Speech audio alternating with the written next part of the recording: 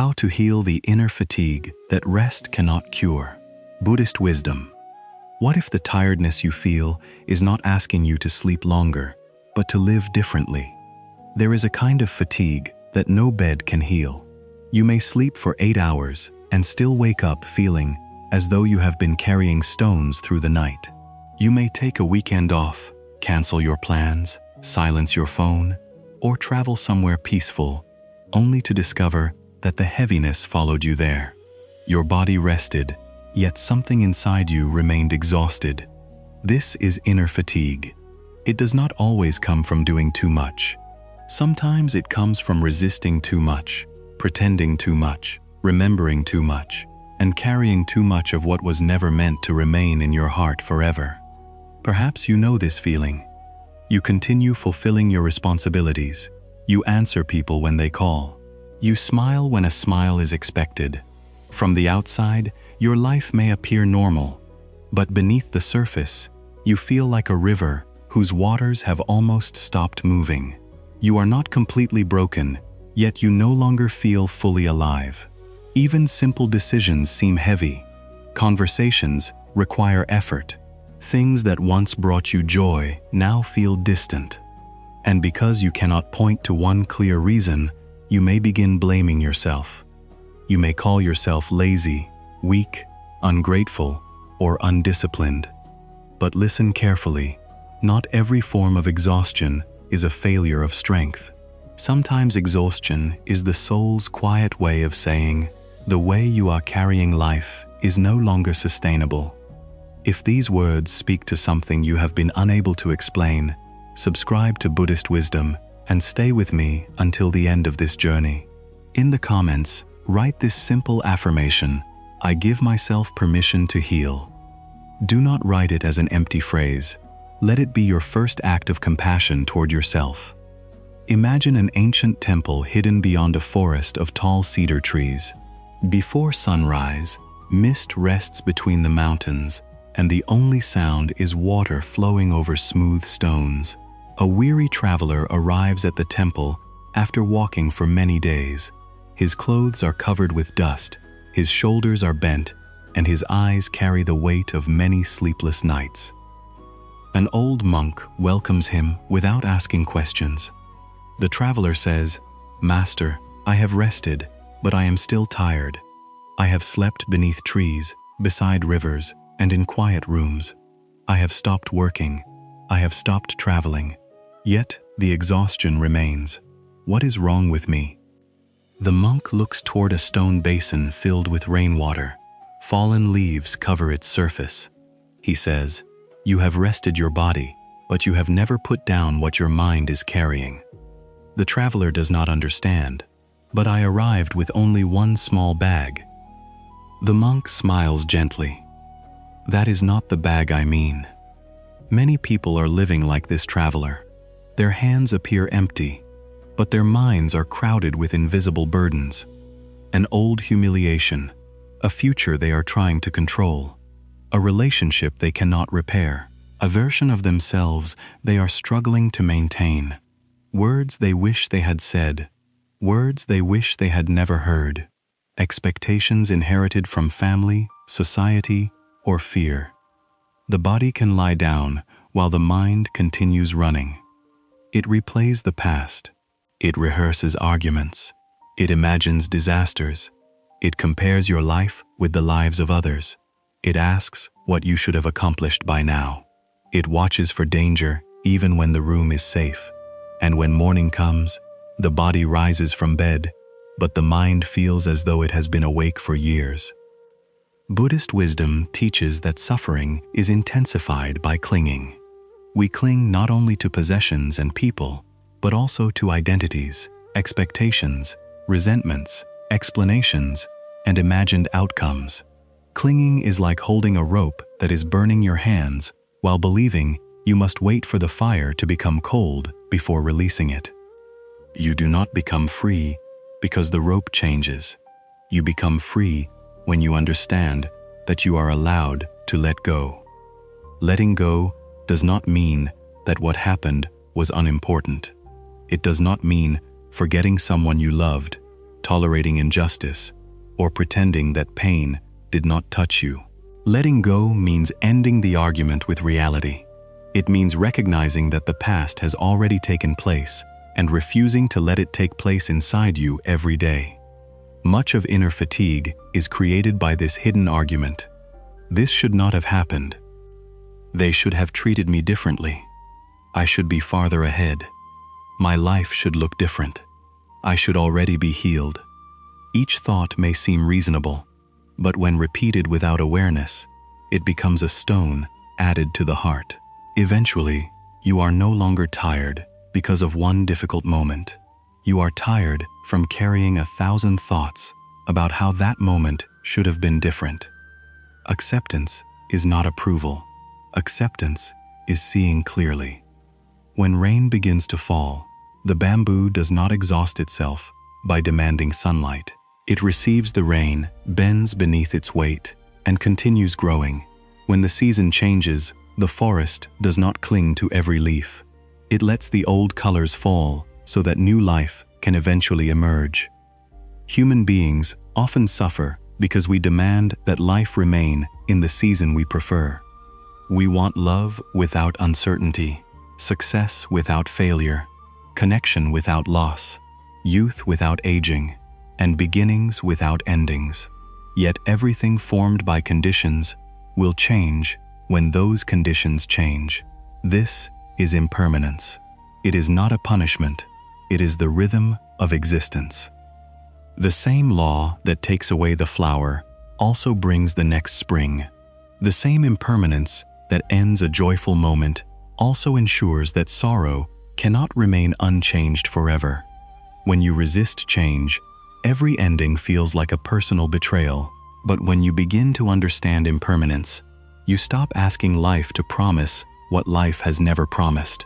You learn to appreciate without possessing, to love without imprisoning, and to experience without demanding permanence. This understanding begins to heal inner fatigue because resistance consumes enormous energy. A person may spend years trying to mentally reverse one event. They return to it again and again, imagining a different conversation, a different decision, or a different result. But the past is like a distant mountain. You may stare at it for a lifetime, yet staring will not bring it closer or change its shape. What can change is the way you stand before it. There was once a young monk who struggled with a painful memory. Before entering the monastery, he had spoken cruelly to his father during an argument. His father died unexpectedly before they could reconcile. The monk carried this guilt everywhere. He meditated with it, ate with it, and woke each morning beneath its shadow. One evening, he approached his teacher and said, "I do not deserve peace. If I forgive myself, it will mean that my words did not matter." The teacher lit a small oil lamp and placed it between them. "Your remorse has taught you compassion," he said, "but now you are turning remorse into a prison. Does your suffering help your father?" The young monk lowered his eyes. The teacher continued, "The past is your teacher, not your home. Learn from it, bow to it, and then walk forward." The monk wept, not because the memory disappeared, but because, for the first time, he understood that he could honor his father by becoming kinder rather than by remaining miserable. This is the difference between wisdom and self-punishment. Wisdom asks, "What can this pain teach me?" Self-punishment says, "Because I made a mistake, I must never be peaceful again." One transforms suffering into compassion. The other keeps suffering alive because the ego believes pain can somehow repay the past. But endless suffering does not repair what happened. It only prevents you from offering your awakened heart to the present. You may also be tired because you have been performing a version of yourself that no longer feels true. Perhaps you learned to be the strong one, the quiet one, the successful one, the agreeable one, or the person who never needs help. At first, this identity may have protected you. It may have helped you survive difficult circumstances, but what protects us in one season can imprison us in another. The mask becomes heavy when you forget that it is a mask. You say yes while your heart says no. You reassure everyone while silently falling apart. You hide your needs because you fear becoming a burden. You constantly explain yourself so no one will misunderstand you. You become skilled at appearing calm even when there is a storm inside you. This creates a deep division between your outer life and your inner truth. Maintaining that division requires energy. It is like trying to keep two doors closed while the wind pushes from both sides. Healing begins when you stop abandoning yourself to preserve the comfort of others. This does not mean becoming harsh or selfish. Buddhism does not teach indifference. It teaches compassion, and genuine compassion includes the person living inside your own body. You cannot pour kindness into the world while treating yourself as unworthy of kindness. You cannot speak of peace while using cruelty as your inner language. If every mistake is followed by insult, every delay by shame, and every need by guilt, your own mind becomes a place where you cannot safely rest. Ask yourself, if someone you loved felt exactly as you do now, would you speak to them the way you speak to yourself? Would you call them weak? Would you tell them they should be farther ahead? Would you mock their pain because someone else is suffering more? Or would you sit beside them and say, "You have carried enough. You do not need to prove your pain to deserve care"? Offer those words to yourself. Compassion is not a reward you receive after becoming perfect. It is the medicine that helps you stop demanding perfection. The Buddha's path continually points us back toward awareness. Not judgment, not denial, but clear awareness. To heal what rest cannot cure, you must learn to notice what is draining you while it is happening. Mindfulness is the lamp that reveals these hidden leaks of energy. Without mindfulness, you may spend an entire day trapped in mental conversations that never occur. You may compare yourself with strangers, absorb the emotions of everyone around you, and say yes to things that violate your deepest needs. By evening, you feel exhausted without understanding why. With mindfulness, you begin to observe. You notice the tightening in your chest when you agree to something you do not want. You notice how your breath becomes shallow when you think about a certain person. You notice the urge to check your phone whenever silence appears. You notice how one critical thought produces another, like a single drop of ink spreading through clear water. The purpose is not to condemn these reactions. It is to see them. What you can observe no longer controls you in the same unconscious way. Sit quietly for a moment and imagine your mind as an open sky. Thoughts appear like clouds. Some are bright and light, others are dark with rain. But no cloud, however powerful, becomes the sky itself. A thought may say, "I am failing." Awareness responds, "A thought of failure is passing through me." An emotion may say, "I will always feel this way." Awareness responds, "A feeling is here now, and like everything else, it will change." This small shift creates space. In that space, freedom begins. You are not required to believe every thought your tired mind produces. Fatigue often speaks in permanent language. It says nothing will improve, no one understands, and you will never feel alive again. But these are the conclusions of a mind looking through fog. Fog changes the view. It does not remove the road. Be patient with yourself when you cannot see far ahead. A person walking through mist does not need to see the entire mountain path. They need only to see the next few steps. In the same way, you do not need to solve your whole life tonight. You may only need to breathe consciously, drink water, tell the truth about what hurts, or release one responsibility that was never yours. Simplicity is deeply healing because inner fatigue grows in unnecessary complexity. The ego wants to repair everything at once. It creates a grand image of transformation and then punishes you when you cannot achieve it immediately. Wisdom moves differently. Wisdom asks, what is the smallest honest action I can take now? Perhaps the smallest honest action is to stop pretending that you are fine. Perhaps it is to apologize. Perhaps it is to forgive without reopening a harmful door. Perhaps it is to turn off the noise and sit with your own breath. Perhaps it is to admit that a path you have been forcing is not your path. There is no shame in changing direction. A river does not consider itself a failure when a mountain causes it to turn. It simply finds another way toward the sea. Sometimes inner fatigue is the result of living against the natural direction of your life. You continue chasing what no longer matters because you have already invested years in the chase.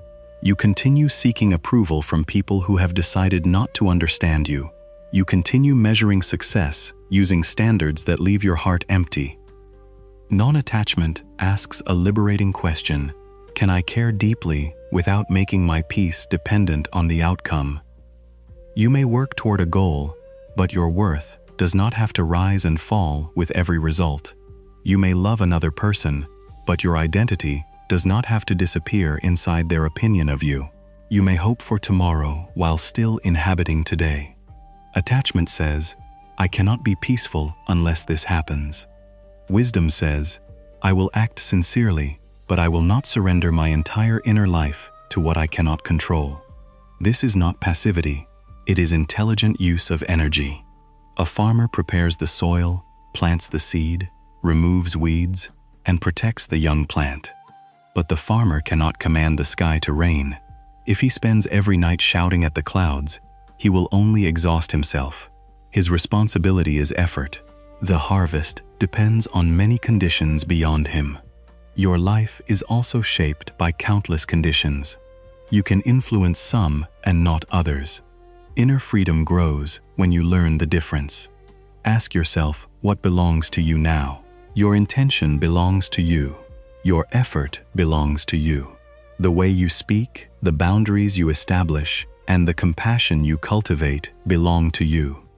But another person's reaction does not belong to you. The timing of every result does not belong to you. The fact that all things change does not belong to you. You become lighter when you stop taking responsibility for the entire universe.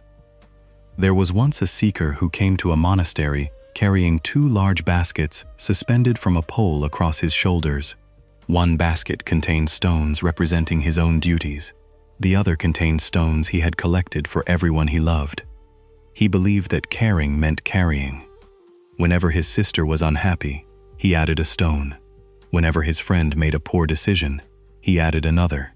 Whenever someone criticized him, he added 2, one for their disappointment and one for his fear of losing their approval.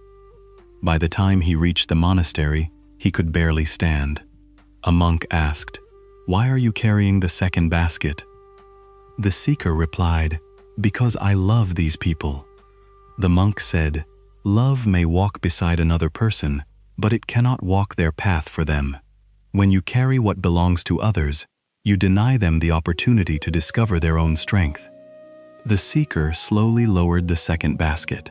His shoulders still hurt, but something inside him softened. Many sensitive people are tired because they confuse empathy with emotional ownership. They feel another person's pain and immediately make it their duty to remove it. When they cannot, they experience guilt. Compassion does not require you to drown beside someone to prove that you understand the water. Sometimes compassion means standing firmly on the shore and extending your hand. Healthy compassion says, "I care about your suffering." Attachment says, "I cannot be at peace until you choose differently." Learn to recognize the difference. You are allowed to love people whom you cannot rescue. You are allowed to wish them healing without sacrificing your own. You are allowed to leave the door of compassion open while closing the door through which harm repeatedly enters. Forgiveness belongs here too. Many misunderstand forgiveness as a command to reconcile, forget, or pretend that trust was never broken. But forgiveness is often an internal release. It is the decision to stop drinking poison in the hope that another person will become sick. You may forgive and still maintain distance. You may let go of hatred without giving someone access to you again. You may understand the conditions that shape their actions while refusing to accept those actions in your life. Forgiveness frees energy that has been trapped in an old battle. Resentment can become a strange form of attachment. We remain connected to the person who hurt us through constant mental resistance. They may be absent from our lives, yet we continue meeting them every day in imagination. We argue, defend, accuse, and demand an apology in a courtroom that exists only inside the mind. If an apology comes, receive it wisely. If it never comes, do not make your freedom wait forever at someone else's door. Your healing is allowed to begin without their understanding. And if the person you need to forgive is yourself, begin gently. You made choices with the awareness, fear, wounds, and understanding you had at that time. This does not remove responsibility, but it places responsibility inside compassion. Karma is often misunderstood as a system of reward and punishment. At a practical level, it teaches that intentions and actions have consequences. What you repeatedly think, say, and do shapes the tendencies of your mind. Each time you respond to pain with awareness instead of automatic harm, you create a new direction. Each time you speak to yourself with compassion instead of contempt, you water a different seed. Each time you pause before repeating an old pattern, you weaken that pattern. You are not condemned to repeat everything that shaped you. The past has influence, but awareness creates choice. This is one of the most hopeful truths in Buddhist practice. In every present moment, you can relate differently to what has arisen. You may not control the first appearance of anger, fear, grief, or exhaustion, but you can learn not to build a permanent home around it. If this teaching is helping you understand your inner fatigue, take a quiet moment to like this video. Your support allows these reflections to reach another person who may be silently carrying the same heaviness. And in the comments, write, "I release what is not mine to carry." Let those words become more than a comment. Let them become a boundary between the life that exhausted you and the life you are beginning to choose. Now consider the role of silence. Modern life fills every empty space. A moment of waiting becomes an opportunity to check a screen. A quiet room is immediately given music, conversation, or distraction. Many people say they want peace, but when peace appears as silence, they become uncomfortable. Why? Because silence reveals what noise has been covering. When the external world becomes quiet, suppressed emotions begin to speak. Loneliness appears. Grief rises. The mind remembers what it has been avoiding. This can feel difficult at first, which is why some people remain constantly busy. Busyness becomes a shelter from self-awareness. Yet what you avoid does not disappear. It waits in the body. It may appear as tension in your jaw, tightness in your shoulders, irritation without a clear cause, or a fatigue that sleep cannot reach. Silence is not empty. It is a place of meeting. A forest may seem quiet, but within that quiet, roots are deepening, leaves are exchanging light, and unseen life is moving through the soil. In the same way, when you sit quietly, something within you begins reorganizing itself. You do not need to force a revelation. Simply sit. Feel the body where it touches the chair or floor. Notice the breath entering and leaving. Do not make the breath spiritual or perfect. Let it be natural. As you inhale, know that you are inhaling. As you exhale, allow the body to soften. Thoughts will come. Let them come. The goal of meditation is not to eliminate every thought. Trying to force the mind into silence can create another form of struggle. Meditation teaches you to remain present without being carried away by everything that appears. Imagine sitting beside a river. Leaves float past on the surface. You do not need to jump into the water and follow each leaf. You notice it, and you let the current carry it onward. Treat thoughts in the same way. A memory appears. Notice it. A worry appears. Notice it. A plan appears. Notice it. Return gently to the breath. That word gently is important. A tired mind does not need another harsh master. It needs a compassionate witness. Even 5 minutes of sincere presence can begin changing your relationship with fatigue. During those minutes, you are no longer fixing, performing, proving, or preparing. You are simply alive. Presence restores energy because much of our energy is lost in places where our bodies are not. The body is washing dishes, but the mind is reliving yesterday. The body is speaking with a loved one, but the mind is planning tomorrow. The body is lying beneath a blanket, but the mind is searching the future for danger. Wherever your attention goes, life energy follows. Mindfulness gathers that scattered energy and brings it home. When drinking tea, drink the tea. Feel the warmth of the cup and notice the movement of your breath. When walking, walk. Feel the ground supporting each step. When listening, listen without preparing your response. These actions may seem ordinary, but awakening is not hidden only in ancient temples. It is available in the quality of attention you bring to this moment. A monk once assigned a discouraged student the task of sweeping leaves from a courtyard. Each morning, the student swept the stones clean. By afternoon, the wind covered them again. After several days, the student complained, "This work is meaningless." "The leaves always return," the monk replied. "The purpose is not to create a courtyard where no leaf ever falls. The purpose is to learn how to sweep without hating the wind. Your mind is like that courtyard. New thoughts will fall. New challenges will arise.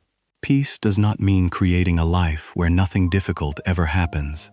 Peace means meeting what happens without adding unnecessary hatred, panic, and resistance. The wind is not your enemy. Life will continue changing. Some days will feel clear, others will feel heavy. Healing is not a straight road toward permanent happiness. It is a growing ability to remain present through every season. You may experience a peaceful week and then wake up feeling exhausted again. Do not immediately conclude that you have failed. A difficult day does not erase your progress. Clouds returning do not mean the sky has disappeared. Patience allows healing to unfold at the pace of truth. A lotus does not become ashamed because it has not opened before sunrise. Bamboo can spend a long time strengthening itself beneath the soil before visible growth appears. Much of your healing will also occur where no one can see it. You may begin pausing before reacting. You may notice that you no longer chase every person who withdraws. You may sleep without replaying one old conversation. You may decline an invitation without inventing an excuse. These are not small changes. They are signs that your life energy is returning to you. Do not demand that healing look impressive. The ego wants dramatic transformation because it likes stories with clear victories. Wisdom values quiet changes that can be sustained. Perhaps the deepest transformation is simply becoming someone whose own presence feels safe. To create that safety, pay attention to what you consume. Food affects the body, but impressions also feed the mind. Every argument you watch, every frightening prediction you absorb, and every image you compare yourself against leaves a trace. A person may protect their home from strangers while allowing thousands of voices to enter their mind each day. This does not mean hiding from reality. It means becoming conscious of what you repeatedly invite into your awareness. Before reaching for your phone in the morning, meet your own mind first. Feel 3 breaths. Notice the light entering the room. Offer gratitude for one simple thing: the bed that supported you, the water available to you, or the fact that another day has opened. Gratitude is not a denial of hardship. It is the refusal to let hardship become the only truth you can see. A single tree can hold both a broken branch and new blossoms. Your life can contain grief and beauty, uncertainty and love, weariness and gratitude at the same time. When you practice gratitude, you train the mind to recognize what pain has not taken away. You may still have a friend who listens, a window through which sunlight enters, a memory that warms you, a meal that nourishes you, a breath moving freely through your body. The ego says these things are too ordinary to matter. Wisdom understands that life is made almost entirely of ordinary moments. If you wait for an extraordinary event before allowing yourself to feel alive, most of your life will pass unnoticed. Inner fatigue often comes from living in a state of postponement. I will be peaceful when I earn more. I will rest when everyone is satisfied. I will enjoy my life when I finally become the person I am supposed to be. But the future is a horizon. Every time you move toward it, it moves farther away. If peace is always placed beyond the next achievement, you may become successful without ever becoming present. There is nothing wrong with aspiration. Plant your seeds, build what matters, learn and grow. But do not turn the present into a waiting room. Your life is happening now, even if it is incomplete, especially because it is incomplete. Imperfection is not an interruption of life. It is the condition in which life unfolds. The moon is still beautiful when it is not full. A mountain path remains meaningful even before you reach the summit. You do not need to become complete before you are worthy of peace.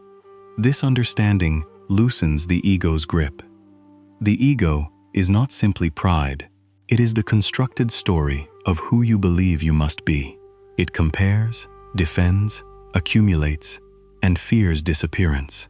It says your value depends on being admired, needed, correct, or ahead of others. Living under its demands is exhausting because comparison has no finish line. There will always be someone with more wealth, more recognition, more beauty, or a life that appears easier from a distance. If you use comparison to establish your worth, peace will remain unstable. A bird does not stop singing because another bird has brighter feathers. A cedar does not become ashamed beside a taller mountain. Nature expresses itself without demanding sameness.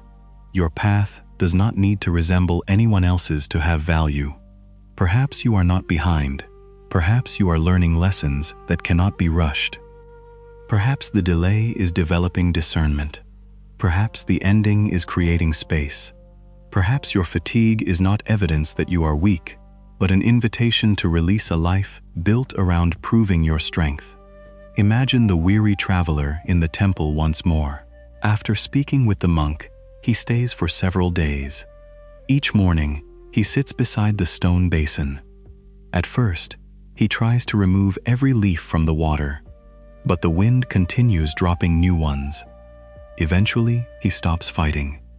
He watches the leaves arrive and drift across the surface. Beneath them, the water remains clear. One morning, he says to the monk, "I think I understand. I believed I could rest only after solving every problem and removing every painful thought." The monk asks, "And what do you see now?" The traveler answers, "Peace is not the absence of leaves. It is remembering the water beneath them."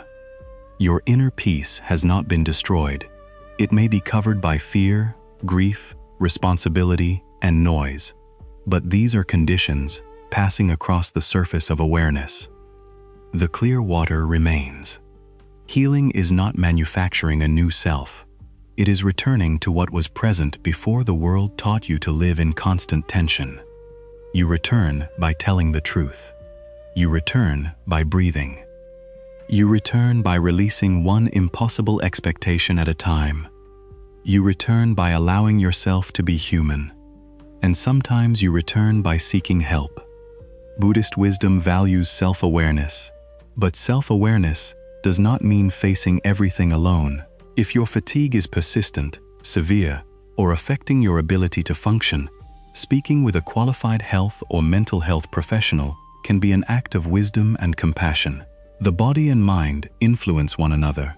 Spiritual reflection can support healing, but it does not require you to ignore practical care. Receiving help is not weakness. Even the strongest tree is supported by soil, rain, sunlight, and countless unseen organisms. Nothing in nature survives entirely by itself. Interdependence is part of life. You have been shaped by others, and your healing will touch others too. When one person ends a pattern of cruelty, that change does not stop with them. When you learn to speak with patience, the people around you experience that patience. When you stop transmitting your unexamined pain, you change the emotional inheritance of those who come after you. This is karma, expressed through daily life. Your healing is personal, but it is never only personal. Every peaceful response plants something in the world. Every boundary established without hatred teaches a new way of loving. Every moment of awareness interrupts an ancient chain of reaction. You may never see every consequence of your inner work, just as the person who plants a tree may never sit beneath its mature shade. Still, the planting matters. So do not underestimate the quiet work you are doing now.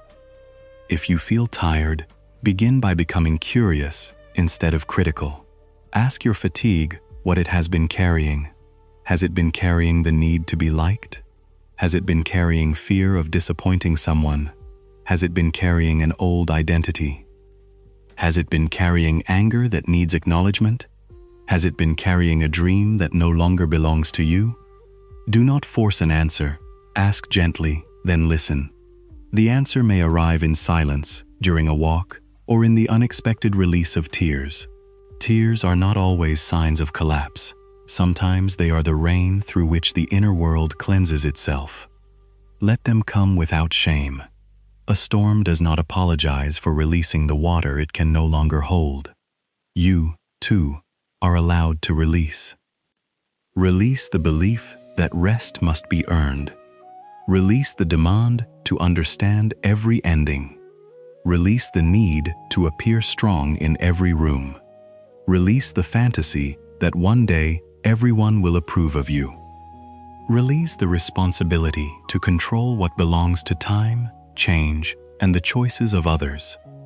As these burdens fall, you may discover that your energy was not missing. It was trapped inside resistance. Now imagine yourself standing beside a wide river at dawn. The night has been long, but a thin line of gold is appearing beyond the mountains. The river does not carry yesterday's water backward. It continues toward what it has not yet seen. You are standing there with everything you have survived. Nothing needs to be denied. The wounds were real. The disappointments mattered. The days when you could barely continue deserve compassion. But they do not have to become the boundaries of your future. Take a slow breath. Feel the air entering the body. For this one moment, do not solve anything. Let yourself be supported by the earth beneath you, the breath within you, and the awareness that quietly witnesses everything. You are here. After all the storms, you are here. That is not a small thing. From this moment forward, allow your healing to be simple. Rest when the body asks for rest, but also release what makes rest impossible. Create moments of silence. Protect your attention. Tell the truth with kindness. Let people carry what belongs to them.